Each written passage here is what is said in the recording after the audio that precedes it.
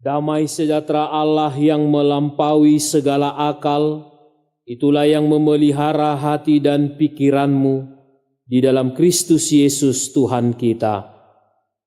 Amin. Jemaat yang dikasihi oleh Tuhan Yesus Kristus, selamat hari Minggu dan salam sejahtera bagi kita semua. Dalam ibadah ke-22 minggu setelah Trinitatis, firman Tuhan menyapa kita pada hari ini tertulis dalam kitab Ayub pasal 42 dimulai dari ayat pertama sampai ayatnya yang ke-6. Demikian firman Tuhan. Maka jawab Ayub kepada Tuhan, "Aku tahu bahwa Engkau sanggup melakukan segala sesuatu dan tidak ada rencanamu yang gagal. Firman-Mu, siapakah dia yang menyelubungi keputusan tanpa pengetahuan? Itulah sebabnya tanpa pengertian aku telah bercerita tentang hal-hal yang sangat ajaib bagiku dan yang tidak ku ketahui. Firman-Mu dengarlah, maka akulah yang akan berfirman. Aku akan menanyai Engkau, supaya Engkau memberitahu aku. Hanya dari kata orang saja aku mendengar tentang Engkau, tetapi sekarang mataku sendiri memandang Engkau. Oleh sebab itu aku mencabut perkataanku, dan dengan menyesal aku duduk dalam debu dan abu." Demikian firman Tuhan. Bapak Ibu Saudara yang dikasihi oleh Tuhan Yesus Kristus, mendengar nama Ayub, maka kita akan dihantarkan kepada situasi seorang tokoh yang memiliki pengalaman hidup yang pahit dalam menjalani kehidupannya. Tentu itu yang sangat terlintas di dalam pikiran kita. Melihat tokoh Ayub tidak sekedar hanya melihat sudut pandang tentang penderitaan yang dia alami. Namun justru sebaliknya, kita belajar lebih banyak dari sosok Ayub yang di dalam penderitaannya dia memenangkan segala pergumulan hidup yang dia hadapi. Setidaknya ada beberapa catatan yang bisa kita lihat dari Ayub dan juga cerita yang ada di balik ketokohan Ayub. Yang pertama, Bapak Ibu Saudara yang dikasihi oleh Tuhan Yesus Kristus, sosok Ayub adalah gambaran tentang seorang yang memiliki kehidupan yang terberkati. Ada beberapa banyak catatan Alkitab, terlebih di dalam pasal yang pertama menceritakan bahwa Ayub mendapatkan 7 anak laki-laki, ada 3 anak perempuan. Demikian juga dia memiliki 7.000 ekor kambing domba, 3.000 ekor unta, 500 pasang lembu, betina, dan bahkan para budak. Semuanya angka-angka itu menunjukkan bahwa Ayub adalah orang yang terberkati.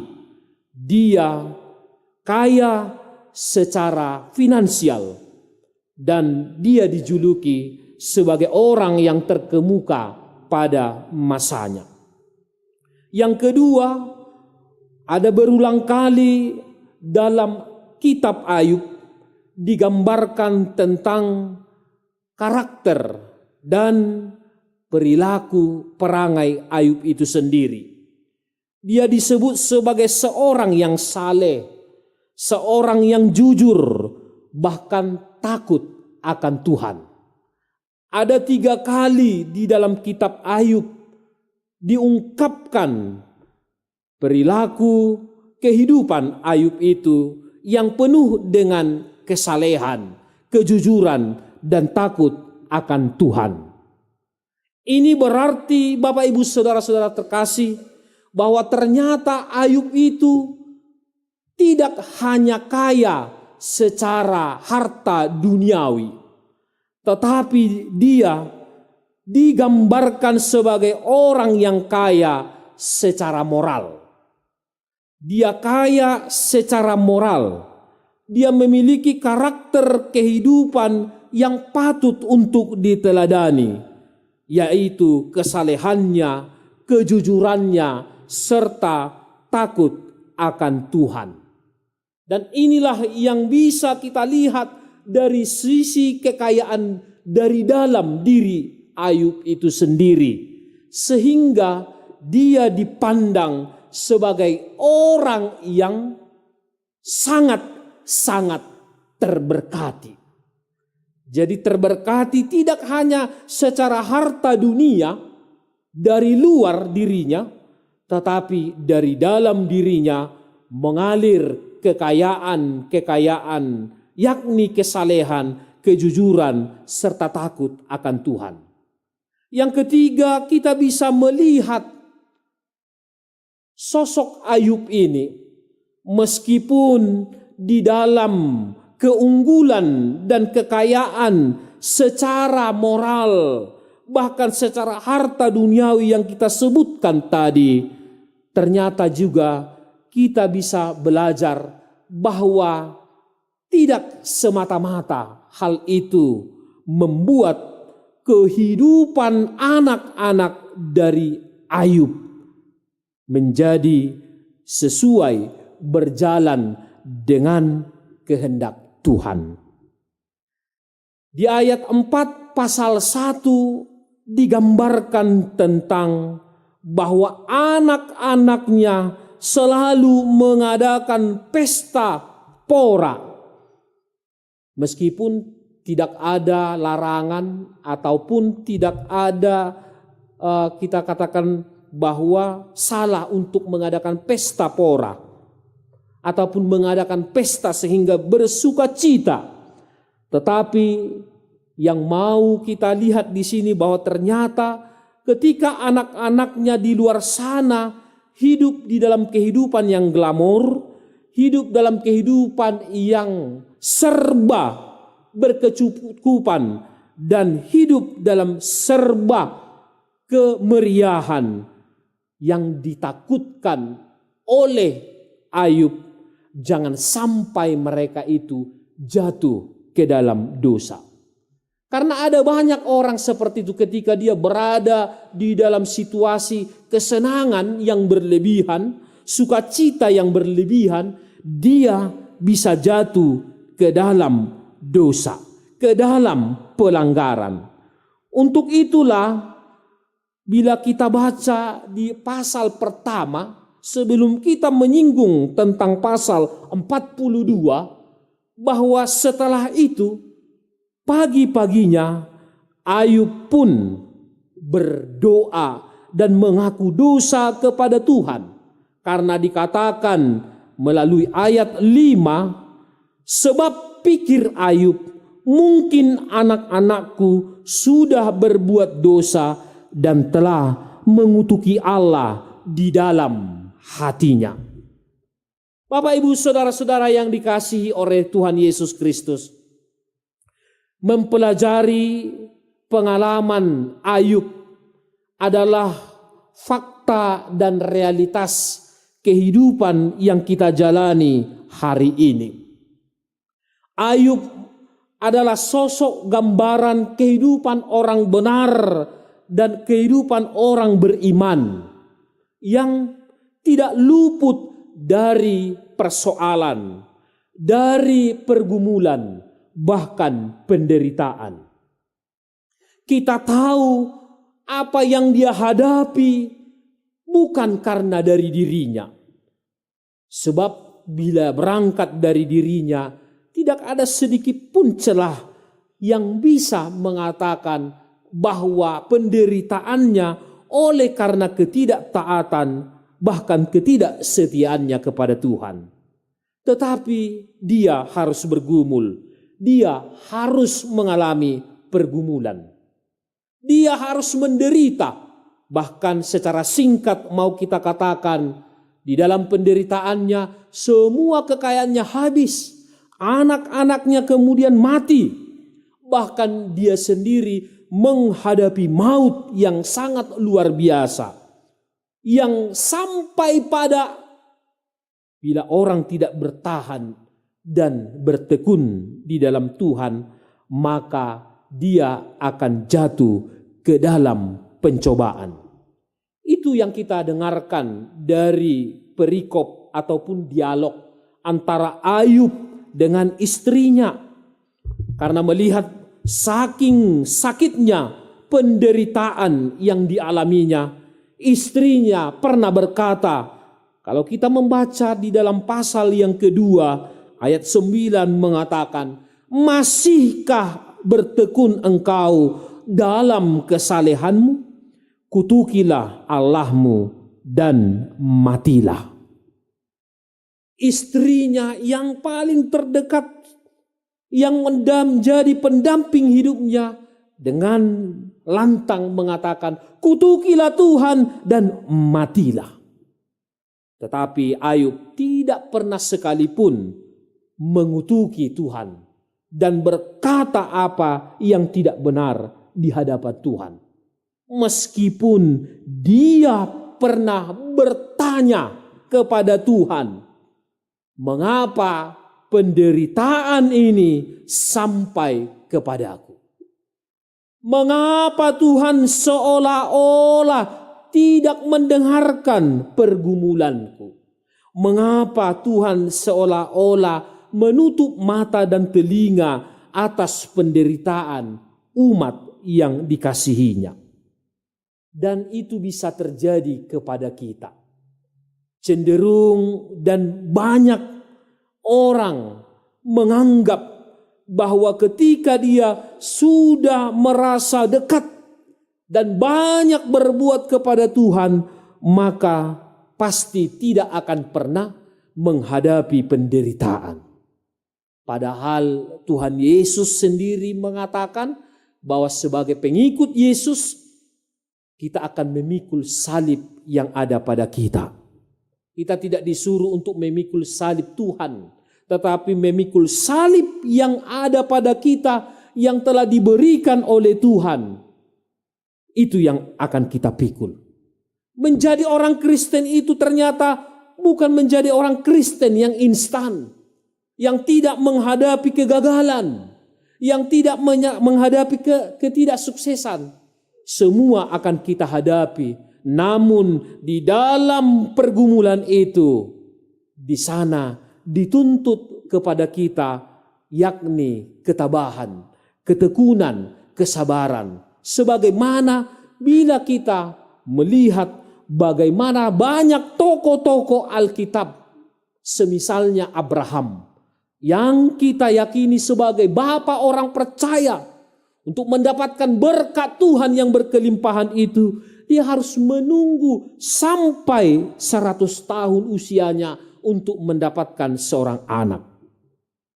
Demikian juga dengan Musa yang sudah mengeluarkan bangsa Israel dari perbudakan, tapi Tuhan tidak izinkan dia sampai ke tanah perjanjian. Dia hanya berdiri di seberang tanah perjanjian. Padahal kalau dihitung-hitung, dia sudah cukup lelah, sudah capek berusaha menghantarkan umat itu. Tetapi Tuhan berkata, oh tidak, kau tidak sampai. Demikian juga di dalam perjanjian baru, ketokohan Paulus yang sudah memberikan hidupnya bagi pemberitaan Injil Kristus. Padahal sesungguhnya dia harus mendapatkan medali. Karena dia menjadi pengikut yang militan. Tetapi di dalam pekerjaan pelayanannya untuk memberitakan Injil Kristus, ternyata dia juga harus menghadapi tekanan, bahkan sampai penderitaan yang dihadapi. Dia dimasukkan ke dalam penjara, bahkan sakit penyakit hingga merenggut nyawanya.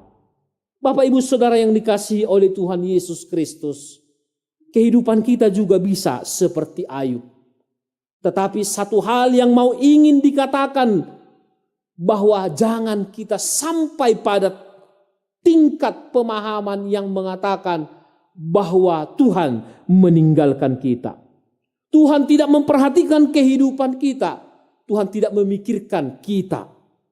Dang disariho ngolutta. Sehingga akhirnya kita pun kepleset. Mengutuki Tuhan. Dan meninggalkan Dia jauh di tengah-tengah kehidupan yang tidak dikehendaki. Bahkan dalam kehidupan orang beriman disebutkan ada dua jenis orang iman. Setiap orang dalam menghadapi penderitaan, yaitu iman kekanak-kanakan. Dan ini yang paling sulit, di mana iman kekanak-kanakan ini lebih cenderung kepada bahwa dia sudah mengatakan banyak melakukan hal baik, tapi ketika datang persoalan dia kemudian hilang, bahkan tidak bertahan menghadapinya. Apakah itu bisa seperti orang yang iman kekanak-kanakan bisa menjadi merengek-merengek, bisa kemudian mardandi, bisa kemudian jadi tidak lagi bergabung dengan punya sukacita bergabung dengan kita. Ada banyak seperti itu. Tuhan menghendaki iman yang kanak-kanak, iman yang polos, iman yang melihat setiap kehidupan itu adalah di dalam rancangan Tuhan. Itulah yang kita dengarkan dalam kesaksian Ayub pada pasal 42 ini, di mana dia mengatakan bahwa aku tahu Tuhan, Engkau sanggup melakukan segala sesuatu, dan itu adalah rencanamu, dan tidak ada rencanamu yang gagal. Itu rencana Tuhan. Jadi apa yang terjadi di dalam hidup kita, kita harus yakini itu adalah rencana Tuhan. Bagaimana kita tahu bahwa itu adalah rencana Tuhan bagi kehidupan kita? Ini yang sangat penting, Bapak Ibu Saudara yang dikasihi oleh Tuhan. Yang paling penting, bagaimana pengenalan kita seharusnya kepada Tuhan. Tadda-tadda Soekarno manangna betul-betul dikenal Tuhan itu luar dan dalam secara iman. Bukan kata orang lain, bukan kata sebelah, tetapi katamu di dalam kesaksianmu, pergumulanmu, pengalaman imanmu bersama dengan Tuhan. Jadi kalau Ayub berkata bahwa aku tahu bahwa Engkau sanggup melakukan segala sesuatu, dan bahwa aku tahu bahwa tidak ada rencanamu yang gagal, itu karena ayat 5 ini yang dikatakan oleh tadi Ayub.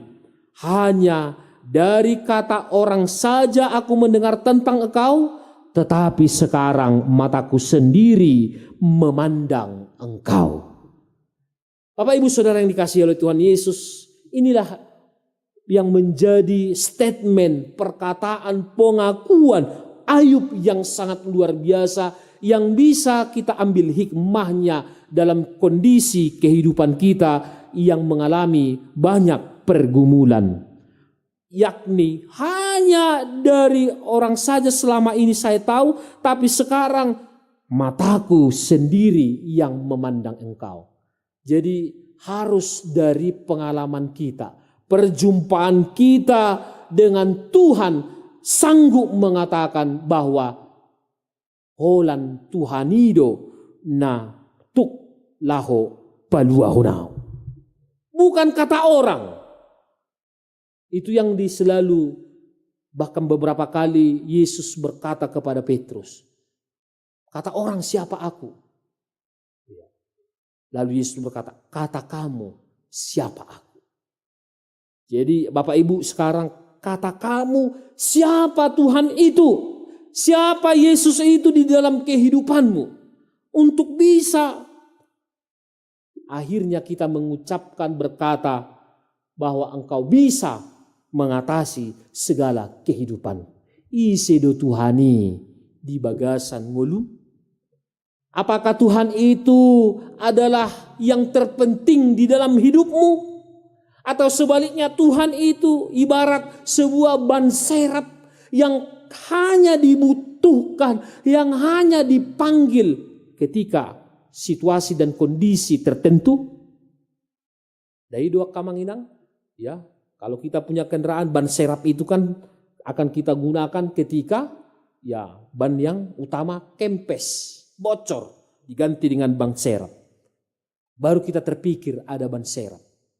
Seperti itu juga. Ada banyak orang bisa langsung ingat Tuhan ketika dia menghadapi malapetaka, menghadapi pencobaan, menghadapi sakit penyakit. Anggo tiki sonang do ngoluna, tiki sehat do ibana, tiki sukses do karejona, tiki denggando berhasil aka pangomuanna. Dia tidak ingat Tuhan. Tapi setelah dia menghadapi semua yang tadi kita sebutkan, kegagalan-kegagalan demi kegagalan, dia ingat dengan Tuhan. Tuhan itu Tuhan yang hanya ingin memenuhi harapan kita, yang hanya ingin memenuhi persoalan kita, kebutuhan kita, umbahen yang harus kita panggil senantiasa. Hari ini Ayub berkata, tidak demikian. Aku mencabut perkataanku, aku menyesal dan duduk di dalam debu dan abu. Bahwa selama ini meskipun aku sudah kenal Tuhan, ternyata belum do PHP 100% hibul. Benar-benar aku mempercayai Tuhan. Aku bergantung kepada Tuhan. Padahal kalau dalam kesaksian mulai dari pasal 1 hingga pasal 40-an tadi kita melihat bahwa ya masih teruji imannya Ayub itu.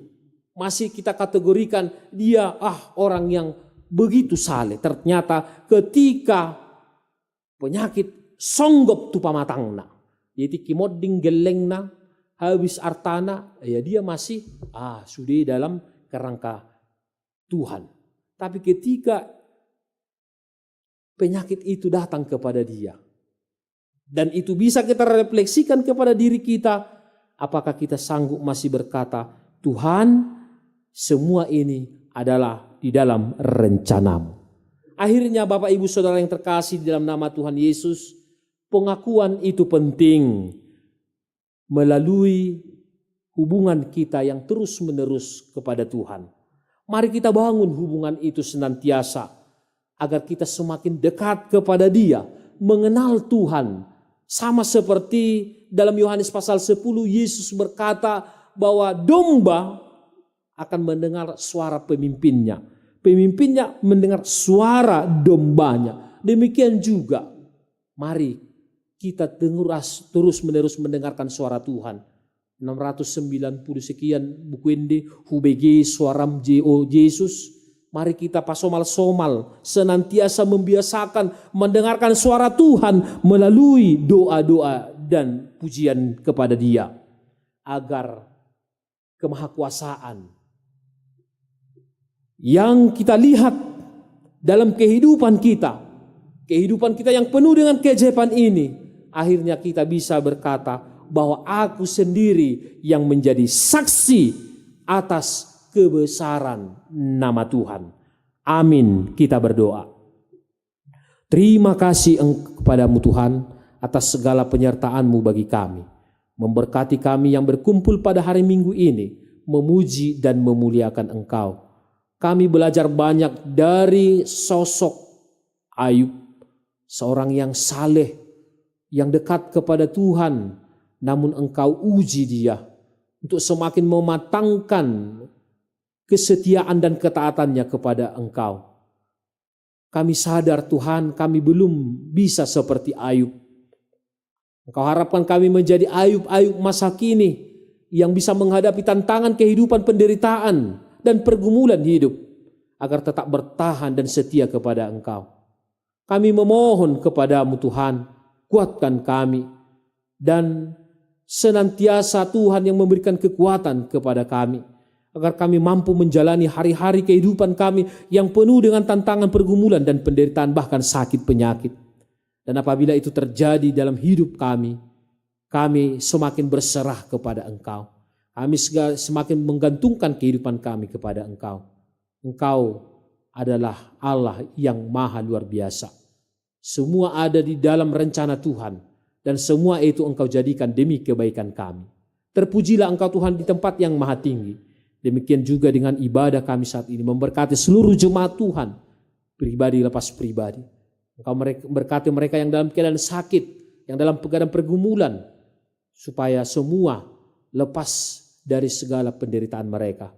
Engkau Tuhan yang memberkati mereka yang dalam sukacita, baik dalam pertambahan usia. Engkau berkati pekerjaannya hingga mendapatkan kesuksesan. Semuanya itu Engkau berikan kelimpahan untuk mengingatkan kami tentang kebesaran Tuhan di dalam kehidupan ini. Terima kasih Tuhan atas firman-Mu ini. Semakin kami mendekat kepadamu dan semakin kami percaya dan yakin akan tuntunan kuasa-Mu. Baharui kami senantiasa dengan Roh-Mu dan hapuskan segala pelanggaran dosa kami agar kami layak untuk menerima berkat-Mu. Di dalam nama Tuhan Yesus Kristus kami telah berdoa dan mengucap syukur. Amin. Mari kita bernyanyi sambil mengumpulkan persembahan.